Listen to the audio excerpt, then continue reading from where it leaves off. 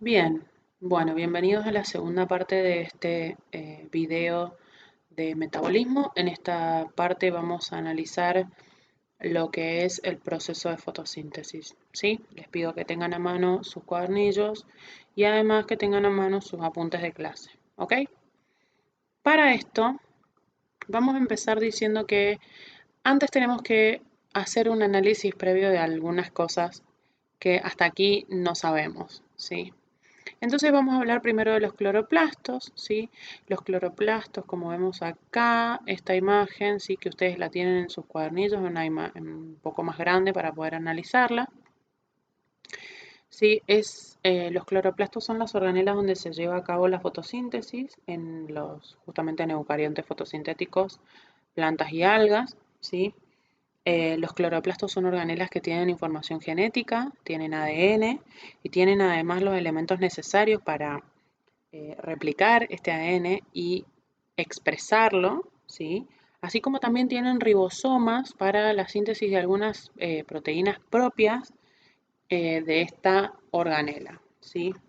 Además, tenemos que saber que las mitocondrias, o sea, los cloroplastos, perdón, al igual que las mitocondrias, están rodeados por dos membranas, membrana externa, membrana interna, y esto genera un espacio intermembrana, que es esto que vemos, o sea, vendría siendo como esta zona de por acá, ¿sí?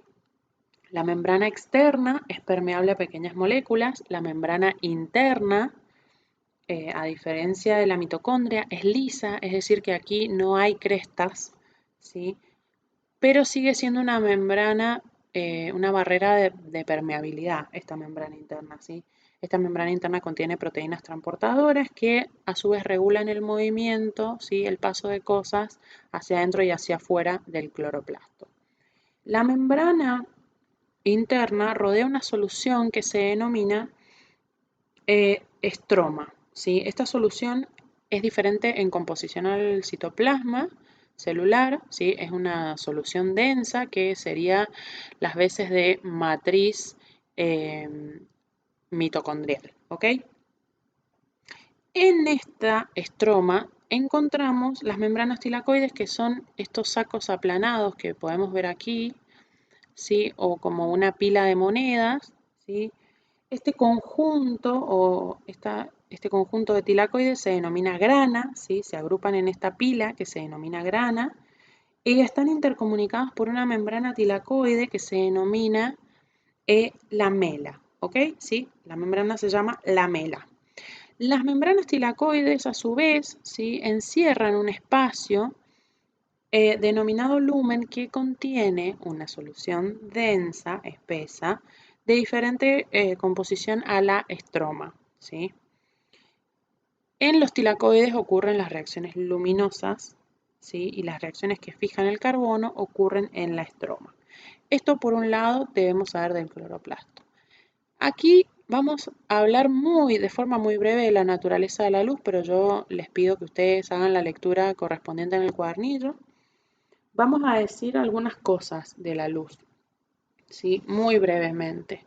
Cosas que son de importancia para el análisis de la fotosíntesis a continuación. Entonces, vamos a decir ¿qué es la longitud de onda, por ejemplo? ¿Sí? Las longitudes de onda son las distancias que hay entre las crestas o los máximos de estas ondas, ¿sí? La distancia que hay entre acá y acá se denomina longitud de onda, ¿sí? Y que esta longitud de onda puede ser sumamente pequeña, muy pequeña, de medirse en nanómetros, o puede ser muy grande, de medirse en kilómetros, como por ejemplo una onda de radio de baja frecuencia, ¿sí? Eso por un lado. Después, por otro lado, vamos a analizar qué es o sea, qué es un fotón, ¿sí? Entonces vamos a decir que Einstein, ¿sí? Él propuso un modelo corpuscular de la luz en el cual dijo que un haz de luz está compuesto por unos paquetes pequeños de energía que se llaman cuantos de luz o fotones, y que su energía no es la misma para todos los tipos de luz, sino que la energía de este fotón o cuanto de luz es inversamente proporcional a la longitud de onda, es decir, cuanto mayor es la longitud de onda, como sería este caso, menor es la energía de ese fotón. ¿Sí? Acá vemos que la longitud de onda es más corta y acá es mayor, entonces este de arriba va a tener más energía y este va a tener menos energía. Y luego otro elemento que debemos analizar, ¿sí? Son los pigmentos, ¿sí? Un pigmento es cualquier sustancia que puede absorber la luz, ¿sí? Lo cual nos permite que los sistemas vivos la puedan utilizar, ¿sí? Los pigmentos no absorben luz de cualquier longitud de onda o de cualquier manera, sino que tienen un patrón de absorción y este patrón se llama espectro de absorción, ¿sí? Entonces, aquí, donde yo les estoy señalando con el mouse, ustedes van a ver como un mecanismo, ¿sí? Y este es el funcionamiento del pigmento al absorber la luz, ¿sí? Entonces, un pigmento absorbe un fotón de luz, ¿sí? El cual lo que hace es promover un electrón de este pigmento a un nivel energético mayor, ¿sí?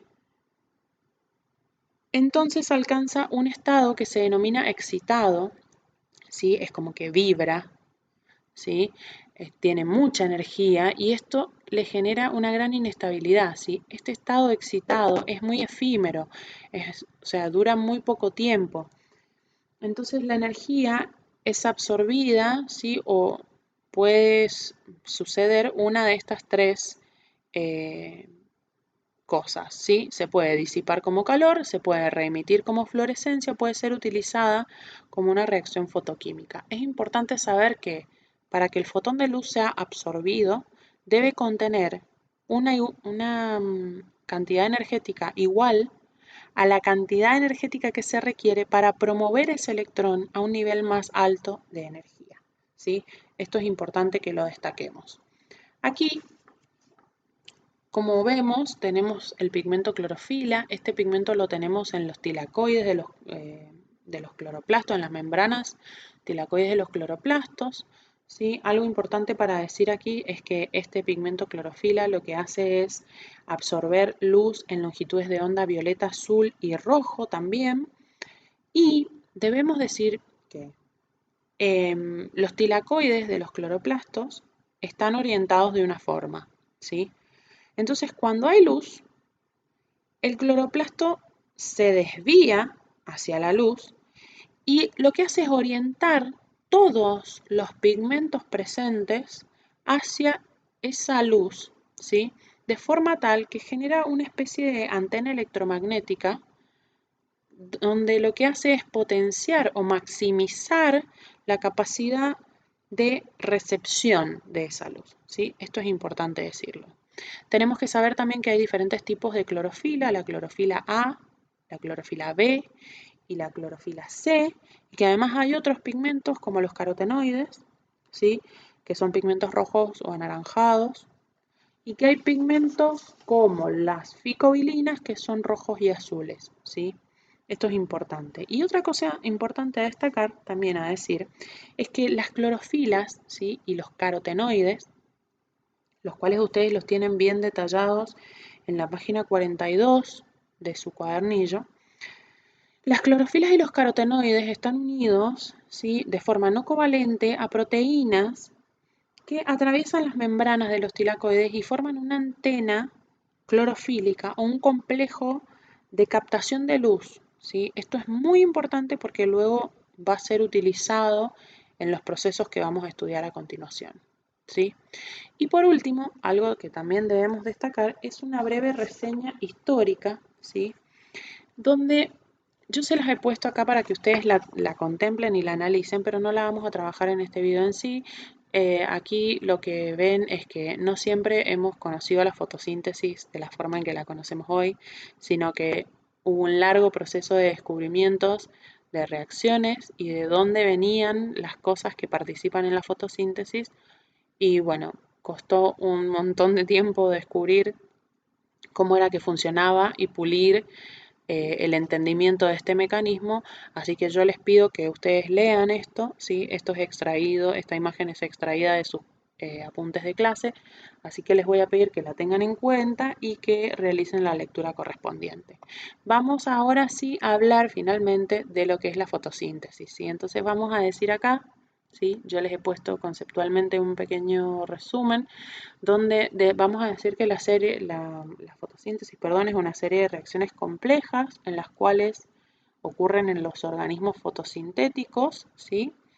Donde se obtiene oxígeno e hidratos de carbono simples a partir de dióxido de carbono y agua con la intervención justamente de la energía lumínica captada por estos pigmentos que veníamos nombrando, ¿sí? En este cuadro lo que ustedes tienen es un resumen de las etapas de la fotosíntesis muy resumidamente, ¿sí? Sumamente resumidos, ¿sí? Donde nos vamos a amigar con esta etapa lumínica o reacciones que capturan energía lumínica y las reacciones que fijan carbono, ¿sí? Y los resultados. Vean que en este cuadro también pueden encontrar la ubicación de donde ocurren estas reacciones. Muy importante tener en cuenta esto, al igual que cuando estudiamos el proceso de oxidación. Entonces vamos a decir que la primera etapa es la etapa lumínica y se inicia cuando el pigmento absorbe este fotón de luz y esto inicia una secuencia de transporte de electrones que a su vez genera un gradiente de protones a partir de la cual se sintetiza ATP y por otro lado se reduce la molécula de NADP, ¿sí? Que lo vemos acá, NADP, que es una coenzima análoga a lo que sería el NAD, ¿sí? Que en este caso se llama NADP, ¿sí? NADP más es su forma oxidada y NADPH es la forma reducida, ¿ok? Y luego tenemos las reacciones que fijan carbono, la etapa de fijación de carbono, donde los productos de la primera etapa, la etapa lumínica, que son el ATP y el NADPH, ¿sí? Van a participar en la síntesis de azúcares, ¿sí? En la producción de azúcares. Y si bien aquí, esta mal llamada etapa oscura, si bien aquí la luz no es directamente necesaria para las reacciones de fijación, muchas de las enzimas que forman parte de esta etapa van a estar reguladas o activadas de forma indirecta por la luz, ¿sí? Entonces es importante que sepamos esto, que está mal llamada etapa oscura. Esto es extraído de la página 36 de sus cuadernillos, es un esquema global de la fotosíntesis, ¿sí? Aquí pueden ver el cloroplasto de nuevo, donde estamos ubicados, aquí vemos el tilacoide, ¿sí? Vemos la etapa de la luz, etapa lumínica, ¿sí? Y luego vemos aquí el ciclo de Calvin, que estas son etapas que ya vamos a analizar con más profundidad. En esta zona tenemos las reacciones dependientes de la luz y en esta zona las reacciones que fijan carbono. Esto es a modo de esquema general de cómo es llevada a cabo la fotosíntesis, ¿sí? Y tenemos también este esquema que me gustó para el análisis de la fotosíntesis. Esto es extraído de sus apuntes de clase, ¿sí? Entonces acá lo que ustedes van a ver es también en una forma resumida lo que entra, ¿sí? Los productos y lo que sale, y esto que sepan que hace referencia a un azúcar, ¿sí? Bien, acá ven que estos son los productos de la primera etapa, ¿sí? Esta es la etapa de fijación de carbono, ¿sí? Aquí las tienen bien detalladas, ¿sí? Un poco más simplificadas, pero a su vez está bien detallado esto, ¿sí? Bueno, entonces vamos a analizar rápidamente la etapa lumínica, el flujo no cíclico de electrones, ¿sí? Básicamente esta etapa es un transporte de electrones, pero para ello tenemos que analizar ciertas cosas que hasta ahora no hemos nombrado, que son los fotosistemas, ¿sí? Aquí tenemos el 2 y aquí tenemos el 1 y son de gran importancia, entonces los vamos a trabajar, ¿sí? Recuerden que estamos hablando del flujo no cíclico de electrones. Las plantas, las algas y las cianobacterias tienen en sus tilacoides dos complejos que se denominan fotosistemas, ¿sí? Son dos, fotosistema 1 y 2, ¿sí? Que están formados por proteínas, ¿sí? Como aquí y aquí, ¿sí? Cada fotosistema está formado por una antena colectora de energía lumínica. Ojo al piojo con eso, ¿sí? Por algo les hice hincapié en los pigmentos. Y también este fotosistema tiene un centro de reacción fotoquímico que contiene una molécula reactiva de clorofila A, ¿sí? Tiene además otras moléculas, pero de gran importancia es decir que en ese centro hay clorofila A, ¿ok? En el fotosistema 1, que es este, que está acá, la molécula, o sea, este fotosistema difiere de este fotosistema en el pico de absorción de la clorofila presente, ¿sí? De la clorofila A. Es decir, en el fotosistema 1, el pico de absorción de la molécula de clorofila es de 700 nanómetros, ¿sí? Esta clorofila la vamos a denominar P700, ¿sí? Se la conoce como P700. Y en el fotosistema 2, el pico de absorción de la clorofila es de 680 nanómetros. Entonces la vamos a denominar P680, ¿sí? Fotosistema 1 y fotosistema 2. A grandes rasgos, a muy grandes rasgos, vamos a decir que el fotosistema 2 capta la luz, ¿sí? Este fotosistema lo que hace es promover un electrón de la molécula de clorofila a un aceptor primario, ¿sí? Y luego este electrón va a ser transferido a una serie de transportadores por medio de reacciones redox, ¿sí? O sea, el fotosistema 2 capta la luz, ¿sí? Capta el fotón de luz. Esto lo que hace es promover un electrón de la clorofila a una serie, ¿sí?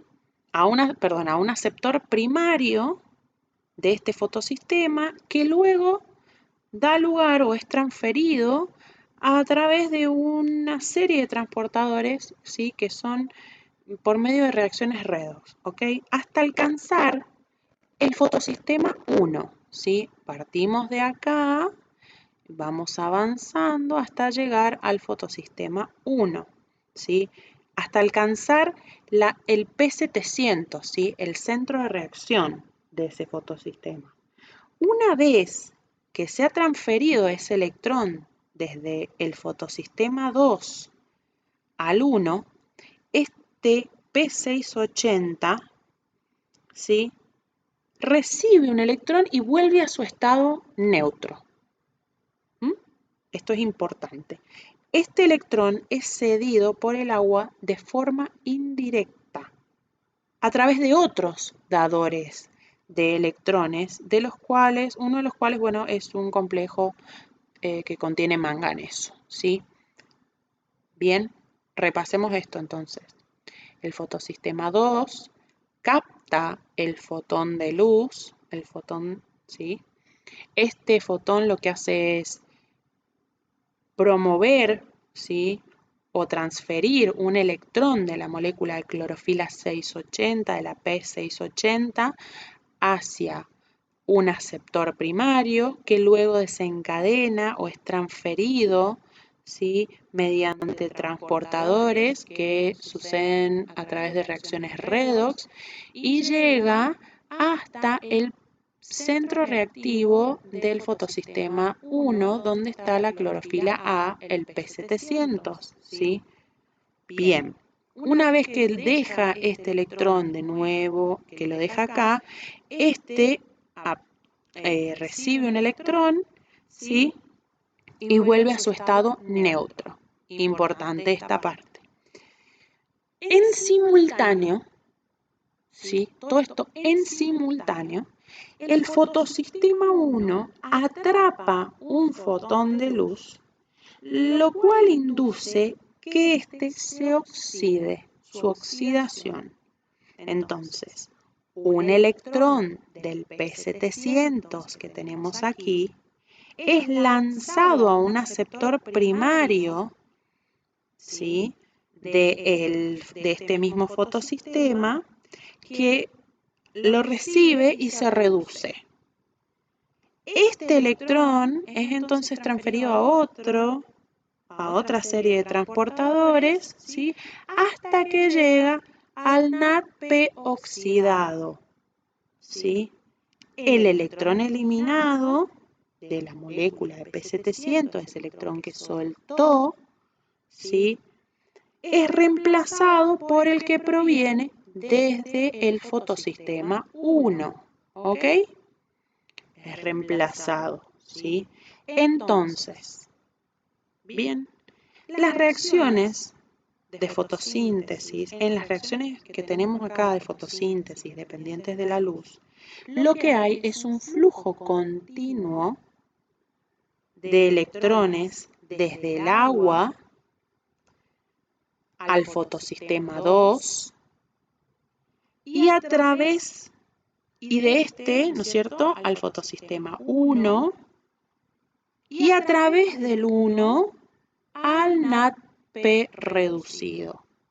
¿Sí? Es un poco complejo, yo lo sé, pero analícenlos despacio y van a ver que les resulta más simple de entender a medida que lo empiezan a repetir, ¿sí? En diferentes etapas del transporte, ¿sí?, de este transporte de electrones que estamos viendo acá, se extraen protones de la estroma y son liberados al espacio intertilacoide, el lumen, ¿sí? ¿Recuerdan lo que es el lumen? Analicen con atención qué es lo que es el lumen, ¿sí? Y esto lo que hace es generar un gradiente de protones, ¿sí?, que no se va a disipar porque las membranas de los tilacoides son impermeables a los protones. Entonces se genera lo que conocemos como fuerza protón motriz, ¿sí?, que es creada por este gradiente, que a su vez utiliza, ¿sí?, es utilizada por el complejo este que vemos acá, un complejo proteico que se denomina ATP sintetasa o ATPasa de tipo F, donde se sintetiza, ¿sí?, se va a sintetizar ATP a partir de ADP y fósforo inorgánico. ¿Les suena alguna analogía que podamos comparar con este proceso? ¿Sí? Bien. Este complejo, ¿sí?, está formado por dos componentes que son propios del cloroplasto, ¿sí? Así como la mitocondria tenía su ATP sintetasa, acá tenemos la ATP sintetasa propia del cloroplasto. Tiene un componente que se denomina CF sub 0 y otro componente que se denomina CF sub 1. El CF sub 0, ¿sí?, que está acá, es un poro protónico, ¿sí?, que está compuesto por proteínas. Ustedes, como lo ven, tiene profundidad. No sé si ustedes alcanzan a percibir ahí, ¿sí?, pero se ve como una especie de profundidad. Este poro protónico permite el paso de los protones desde el lumen al estroma, ¿sí? El CF sub 1, esta porción que está acá arriba, ¿sí?, es un complejo proteico.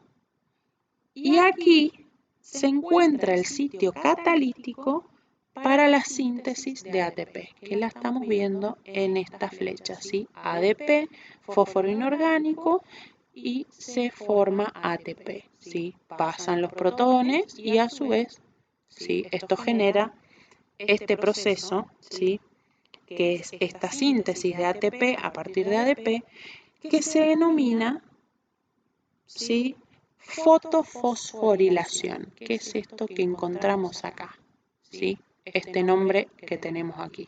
Esto me he tomado el tiempo de explicárselos bien lentamente para que ustedes me puedan seguir, puedan mirar la imagen, si quieren pueden ir leyendo el apunte, ¿sí?, en simultáneo, pero no se asusten al ver todo esto, ¿sí? Simplemente vayan entendiendo paso por paso, despacio, ¿sí?, que ustedes sin duda van a poder. Bien, bien. Esto es el flujo, hasta acá hemos hablado del flujo no cíclico de electrones. Es continuo, pero no es cíclico, ¿sí? En esta misma etapa encontramos un flujo que es cíclico, un flujo de electrones que es cíclico, ¿sí? Aquí, el fotosistema 1 puede trabajar, ¿sí?, de forma independiente al fotosistema 2. Cuando esto sucede, no se sintetiza, no se forma el NADPH o el NADP reducido, ¿sí? Este proceso se llama flujo cíclico. Entonces, los electrones son lanzados, ¿sí?, del fotosistema, o sea, del P700, ¿sí?, el fotosistema 1, al aceptor primario, ¿sí? Y esto no alcanza como destino final a el NAD oxidado, el NADP oxidado, ¿sí? No llega al NADP oxidado. En cambio, estos electrones van a ser transferidos a un transportador de electrones que es intermediario entre el fotosistema 1 y el 2, desde donde van a ser nuevamente restituidos, ¿sí?, o devueltos a la molécula de P700. Bien, yo sé que es un poco complejo esto también, pero analícenlo paso por paso, ¿sí? En el transcurso de este pasaje, ¿sí?, en esto igual se genera un gradiente de protones y su fuerza proton motriz de igual forma permite la síntesis de ATP, ¿sí? Esto sucede. Se genera, este flujo cíclico, genera como producto ATP, pero no va a producir el NADP reducido, el NADPH, ¿sí? Acá no va a haber eso, ¿sí? Y es una ruta alternativa, ¿sí?, que lo que hace es que esta ruta permite regular la cantidad de ATP y de NADP reducidos que se forman en presencia de luz de acuerdo a la necesidad de las plantas, ¿sí? Yo sé que es complejo. Pongan pausa en el video y vayan a analizar la página 47 de sus cuadernillos, donde van a encontrar la explicación teórica completa, ¿sí? Vamos a continuar. Entonces, hasta acá veníamos hablando de la fotosíntesis, pero en su etapa lumínica, ¿sí? Hablamos del flujo no cíclico y del flujo cíclico de electrones. Y ahora vamos a hablar de la etapa enzimática, ¿sí? En la etapa enzimática ocurren las reacciones que fijan carbono, en las cuales el ATP y el NADP reducido que se formaron en esta etapa anterior, en la etapa lumínica, se van a utilizar en la reducción de carbono, ¿sí?, del carbono, del dióxido de carbono, a un azúcar simple, o sea, dióxido de carbono a un azúcar simple, ¿sí?, como es la glucosa. Esta incorporación de dióxido de carbono a compuestos orgánicos se conoce como fijación del carbono, ¿sí? Hasta acá, ¿sí?, estamos hablando de qué es esta etapa enzimática, ¿sí?, que es esta etapa de fijación de carbono. Entonces aquí puede ocurrir una de dos cosas. Una es la vía de los 3 carbonos, donde ocurre el ciclo de Calvin, y la otra va a ser la vía de los 4 carbonos, que ya la vamos a analizar. En la vía de los 3 carbonos, ¿sí?, la reducción o la fijación del carbono ocurre en la estroma en forma cíclica, y eso se denomina ciclo de Calvin en honor a la persona que lo descubrió, ¿sí? Es análogo al ciclo de Krebs. ¿Por qué? Porque, bueno, claramente es un ciclo, ¿sí?, como vemos acá, en el que en cada vuelta del ciclo se regenera ese mismo compuesto inicial, ¿sí? En el caso del ciclo de Calvin, el compuesto inicial que se regenera es un azúcar de 5 fosfatos, de 5 carbonos con dos fosfatos que se llama rubilosa bifosfato, ¿sí? De forma abreviada, ustedes pueden ver acá, RUBP, rubilosa bifosfato, ¿sí? Esto es lo que se regenera en este ciclo de Calvin, ¿sí?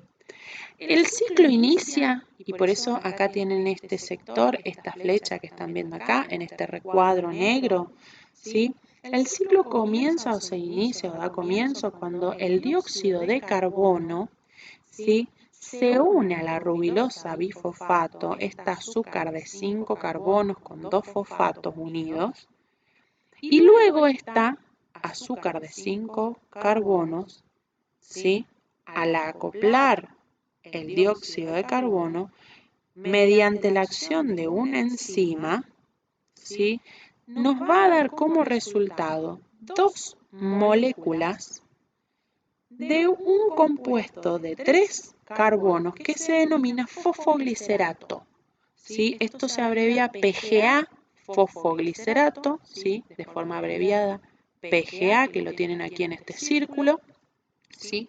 Dos moléculas de 3 carbonos, y esto es lo que le otorga el nombre a esta vía. ¿Ok? Este es el paso previo al ciclo de Calvin, ¿sí?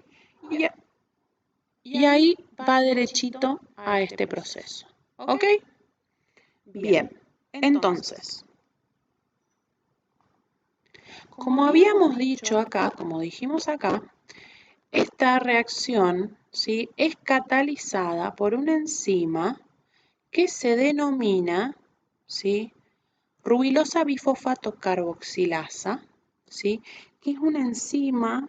Esta enzima también se denomina rubisco, ¿sí?, esta que ven acá, esta enzima también se denomina rubisco, y esta enzima representa más del 25% de las proteínas totales que hay en los cloroplastos. Es considerada la proteína más abundante del mundo, ¿sí? Es de gran importancia biológica. Bien, entonces vamos a hacer un análisis muy simple de este ciclo, esta serie de reacciones, esta secuencia de reacciones. Necesitamos 3 vueltas de ciclo para obtener el producto inmediato, el primer producto inmediato de gran importancia, que es una molécula de gliceraldehído fosfato o PGAL, ¿sí?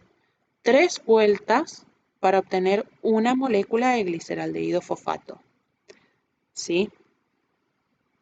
Este gliceraldehído fosfato puede reaccionar y producir un azúcar de 6 fosfatos, pero este gliceraldehído fosfato tiene 3 carbonos. Entonces tenemos que comprender esta relación.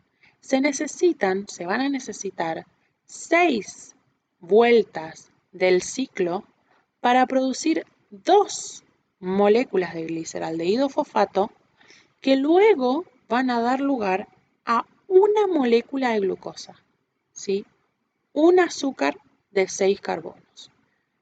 Bien, tenemos que entender que algunas enzimas, ¿sí?, de este ciclo están reguladas de forma indirecta por la luz, es decir, que la luz otorga las condiciones óptimas de operación. Esto quiere decir que la luz estimula de forma indirecta este ciclo, ¿sí?, y que las reacciones de fijación de carbono son inhibidas en la oscuridad. Bien, hasta acá, por favor, analicen con mucho cuidado lo que hemos hablado hasta acá. Sí, yo sé que es intenso, pero si ustedes lo leen con mucho amor, les va a resultar bastante fácil.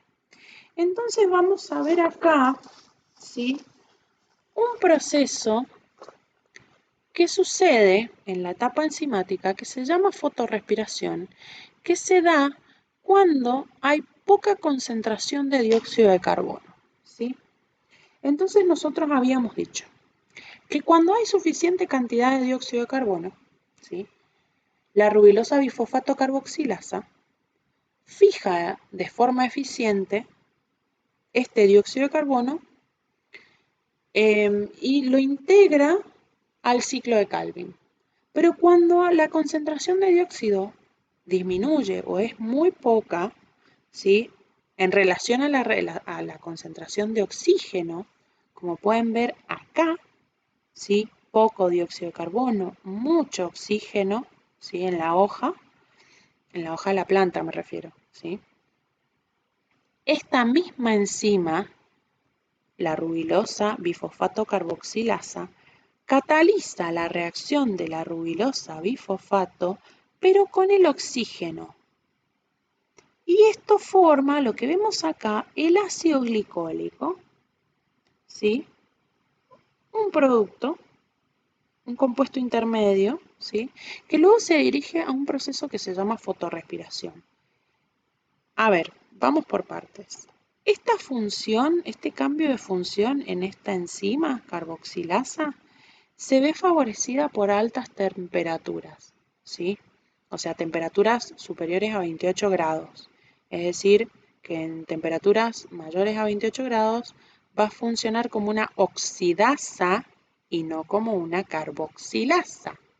Bien, este proceso de fotorrespiración ocurre en los peroxisomas, ¿sí? Y ocurre también en las mitocondrias. Forman compuestos intermedios que consumen ATP y dan lugar a la producción de dióxido de carbono y de agua. Bien, hasta acá hemos analizado una parte, ¿sí? De la etapa enzimática, pero aún queda otra parte de esta etapa enzimática que puede suceder, ¿sí? Y es la que denominamos la vía de los 4 carbonos en las plantas C4, ¿sí? Como vimos hasta acá, en la mayoría de las plantas el primer paso de fijación de carbono es la unión de la rubilosa bifosfato con el dióxido de carbono y esto ingresa al ciclo de Calvin, ¿sí? Esto es lo que hemos visto hasta acá. Sin embargo, algunas plantas lo que hacen primero es unir, ¿sí? El dióxido de carbono a un compuesto que se denomina fosfoenol piruvato o en su abreviación PEP, ¿sí? Y se forma un compuesto de 4 carbonos, el ácido oxaloacético que vemos aquí, ¿sí?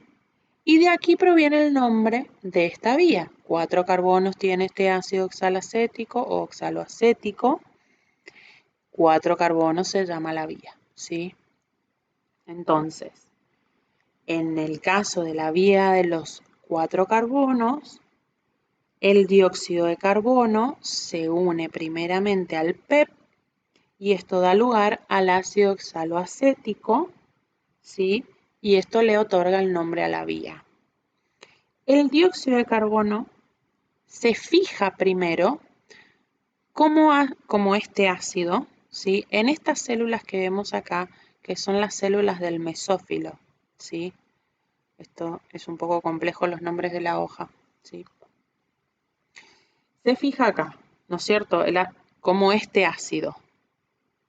Entonces, la PEP carboxilasa, que es la enzima que va a catalizar esta reacción, no puede, es incapaz de fijar oxígeno, ¿sí? De incorporar oxígeno, que es una gran diferencia que tiene con la rubilosa bifosfato carboxilasa, que sí podía fijar oxígeno, ¿sí? Acá esta no puede incorporar.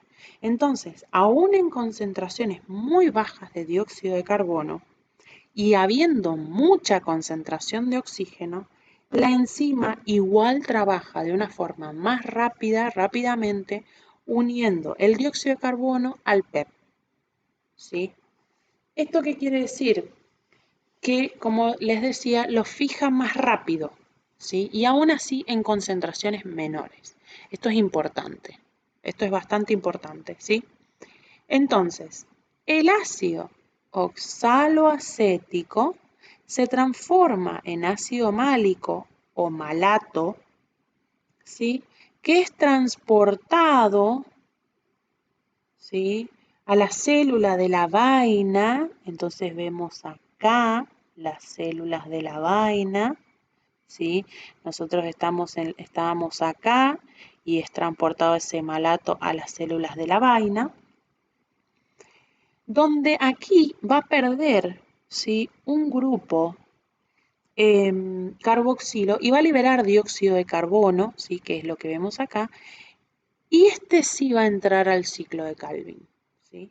El ácido málico se transforma en ácido pirúvico y regresa otra vez a la célula del mesófilo, o sea, vuelve otra vez hacia acá, donde es nuevamente fosforilado, que es este proceso que vemos acá, que es la incorporación del fósforo, ¿sí? Es fosforilado a PEP nuevamente, ¿sí? Fosfoenolpiruvato PEP. Entonces, ¿sí? Repasemos. Repasemos hasta acá lo que sabemos. En esta vía de los C4, ¿sí? Lo que hace el dióxido de carbono es fijarse primeramente al fosfoenolpiruvato, al PEP, ¿sí? Y esto forma este compuesto de 4 carbonos que es el ácido oxaloacético y esto le otorga el nombre, ¿sí? A la vía. Esto ocurre en dos sitios diferentes de la hoja, ¿sí? Es incapaz la enzima que cataliza esta vía de fijar oxígeno, de incorporar oxígeno. Entonces, fija dióxido de carbono al PEP de una forma más rápida y en una concentración inclusive mucho menor. Entonces, ¿qué sucede acá? El ácido oxaloacético se transforma en ácido málico, pasa a las células de la vaina, donde libera dióxido de carbono y pierde un grupo carboxilo, ¿sí? E ingresa aquí recién al ciclo de Calvin y luego vuelve a las células del mesófilo donde es fosforilado en este proceso, ¿sí? Y vuelve a ser PEP, ¿sí? Y esto es la vía C4.